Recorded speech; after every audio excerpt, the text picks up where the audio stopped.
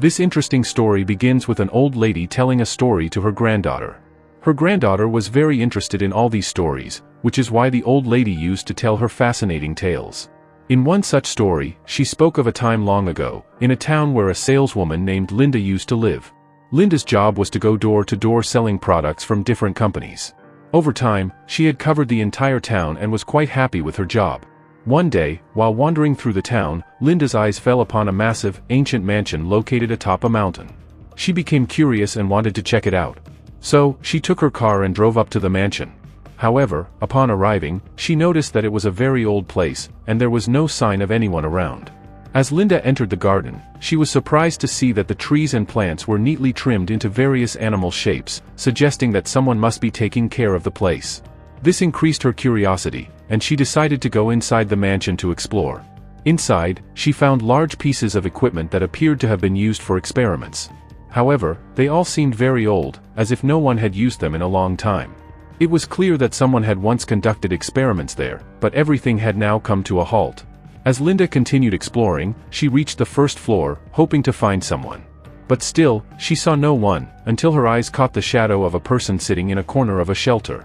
Terrified, Linda called out, "Whoever is here, come out immediately, or I will call the police." Slowly, an unfamiliar man emerged from the shadows.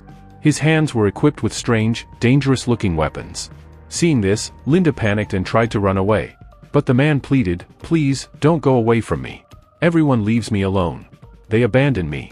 Hearing these words, Linda stopped and carefully observed him. That's when she realized that the weapons on his hands were actually attached to his body. His hands were replaced with scissors. It became clear that he didn't intend to harm her at all. In reality, Edward did not want to be alone.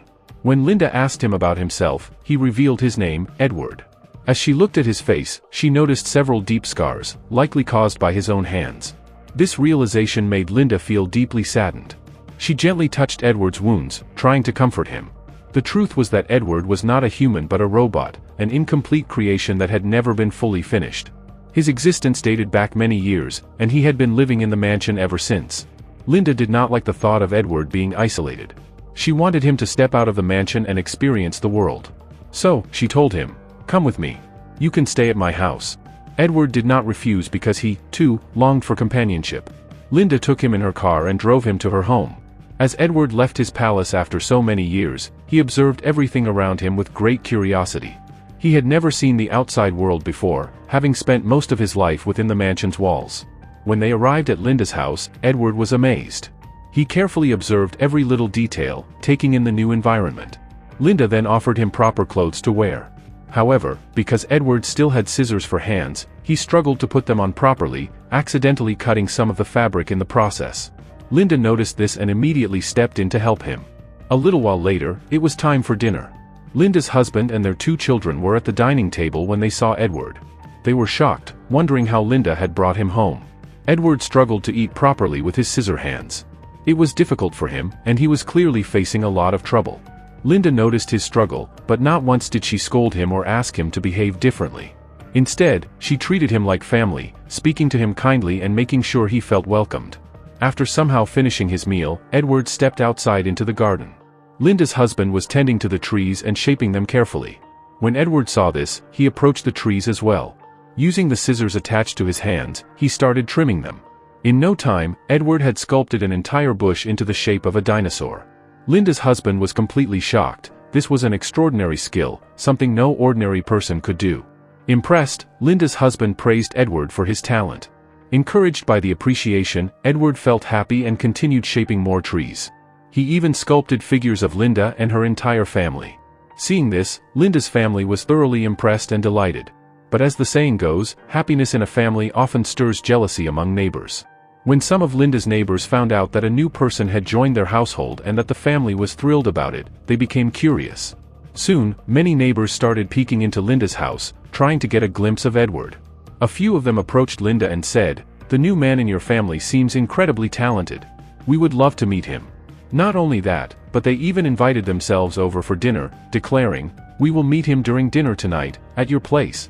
Linda wasn't very comfortable with this idea, but since the neighbors had already self-invited, she had no choice but to prepare for a dinner party. Edward, eager to help, assisted Linda in preparing the meal. Using his scissor hands, he chopped vegetables with impressive precision, which left Linda even more impressed with his skills. However, as Linda was opening a can, Edward suddenly froze. Something about the action triggered a memory. A flashback started playing in his mind, a moment from the time when he lived in the grand mansion. Edward's mind became lost in those memories, repeatedly recalling the time he had spent in that mysterious palace. This story goes back many years to a time when an elderly scientist conducted experiments in his laboratory.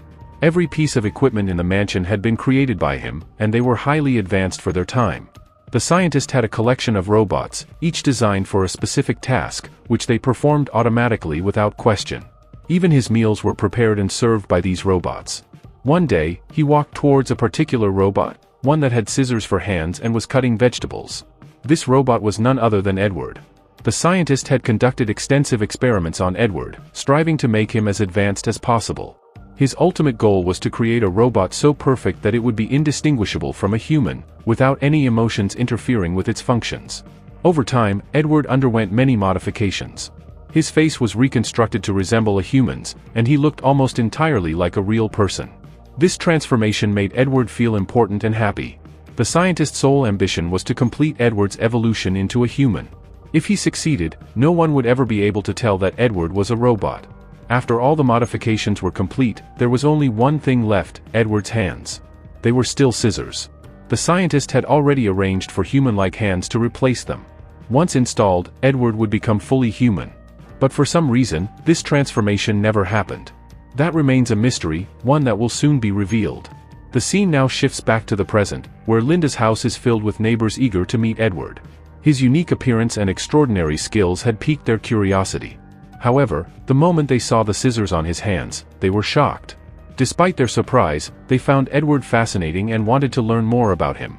Edward felt truly happy for the first time in his life.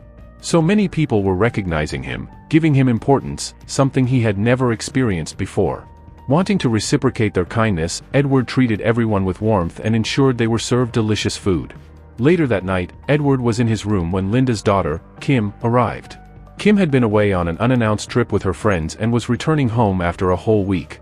She had no idea about Edward's presence in their house. Meanwhile, Edward was peacefully resting on his bed. Kim entered the room, unaware of his presence, and started changing her clothes. Neither of them had noticed each other yet. But as Kim glanced at her reflection in the mirror, she suddenly saw Edward lying on the bed behind her. Startled, she let out a loud scream and ran out of the room in panic. Her terrified cries quickly brought the entire family rushing to her side. Edward, feeling embarrassed and uncomfortable, quietly left the room. Linda gently reassured her daughter, explaining, "This is Edward. He is now a part of our family, and you'll have to share your room with him."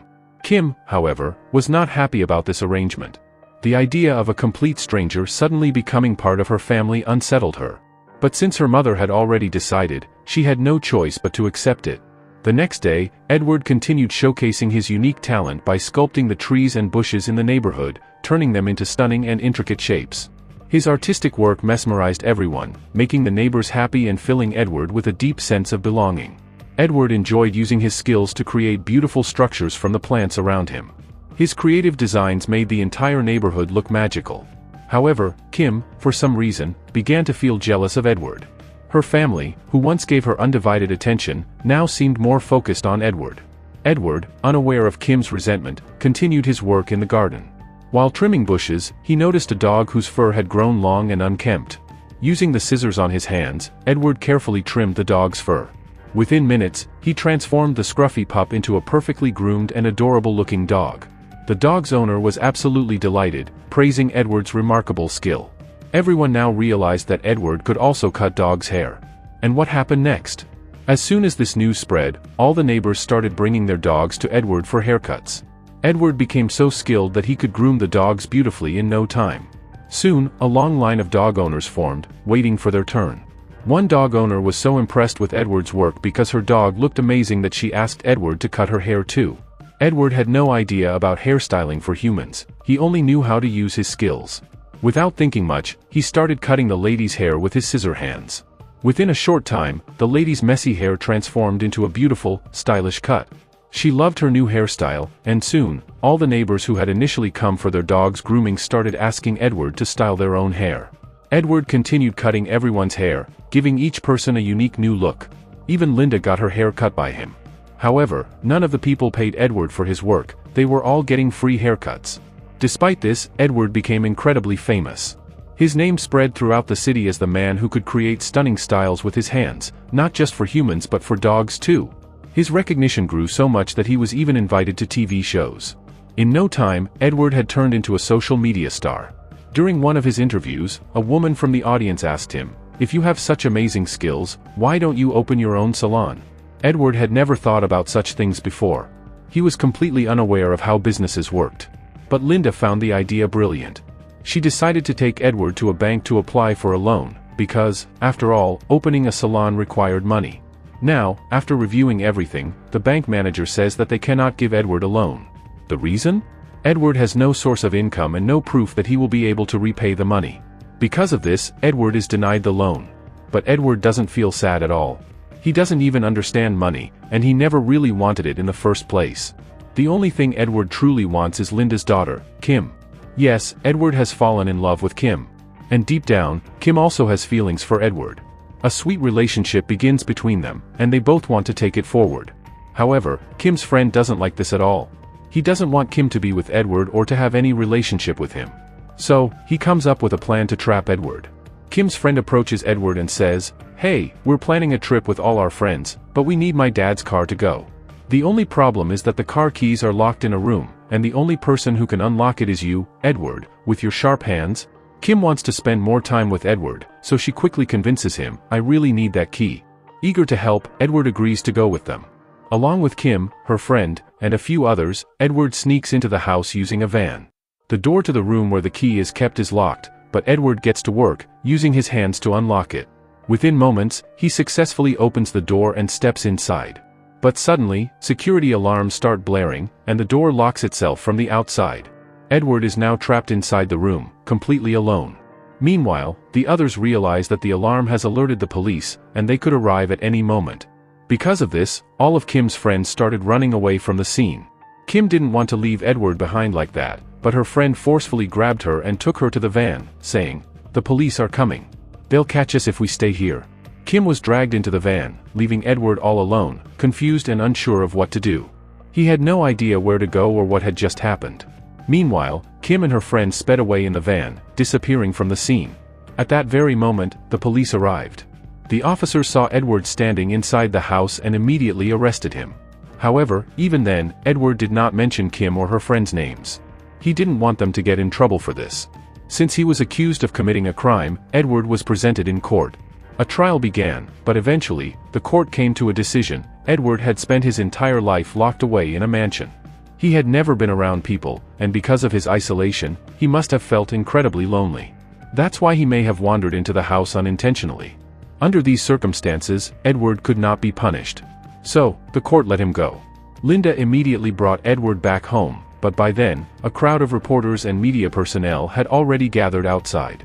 They all wanted to interview Edward for their news channels. A little while later, Kim arrived. She looked guilty and embarrassed. She approached Edward and sincerely thanked him. "Thank you for not mentioning my name," she said. But then, Kim realized the truth. Her friend had planned this whole thing. He wanted to set up Edward and get him into trouble.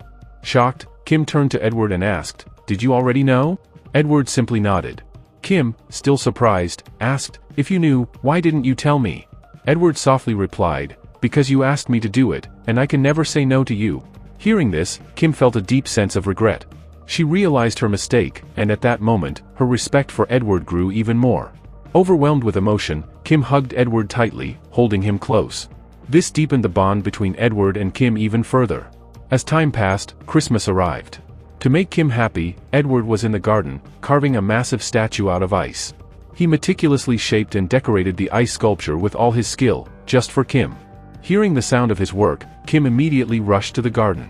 As she arrived, she marveled at the magnificent ice structure and enjoyed the snowflakes falling from the sky. Edward was so engrossed in his work that he didn't realize Kim was there. But then, Kim's friend arrived. He angrily shouted at Edward, "You're making too much noise." Edward got distracted for a moment, and in that split second, his scissor hand swung in the wrong direction, right where Kim was standing. The sharp blade accidentally cut Kim's hand. Blood started dripping from her fingers, and she cried out in pain. Linda immediately ran to her daughter and took her inside the house to tend to her wound. Kim, however, kept telling her mother, "Edward didn't do it on purpose.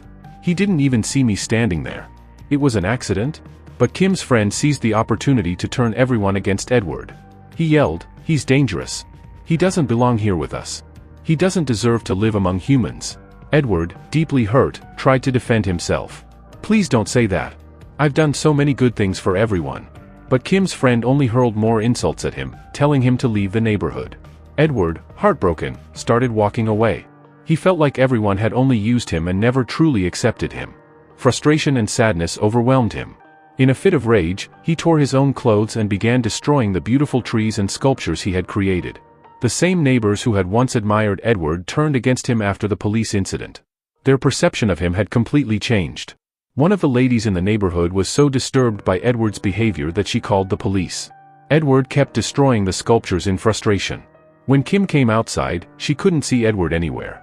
She became anxious and immediately asked her friend where he was. When Kim learned that her friend had insulted Edward and forced him to leave, she became furious. In her anger, she told her friend to get lost. She was ending their friendship right then and there. Meanwhile, Kim's entire family set out to find Edward. Edward, on the other hand, sat alone in despair, completely heartbroken. But soon, a dog approached him. Its fur had grown long and messy. Seeing this, Edward instinctively picked up his scissors and carefully trimmed the dog's fur, making it look neat and beautiful again. As he worked, Edward felt a sense of peace return. That's when he made a decision. He would forget the past and return to Kim, the only person who truly made him happy. Edward immediately went back to Kim's house. When he entered, only Kim was there, as her parents were still out looking for him. Kim was overjoyed to see him. She knew Edward had done nothing wrong and that her so-called friend had deliberately set him up to separate them. Feeling emotional, Kim looked into Edward's eyes and said, "Please, hug me." Edward hesitated. He took a step forward but then looked down at his scissor hands. Afraid he might hurt Kim, he quickly stepped back. But Kim didn't care. She stepped forward herself and embraced Edward tightly. In that moment, Edward was overwhelmed with emotion.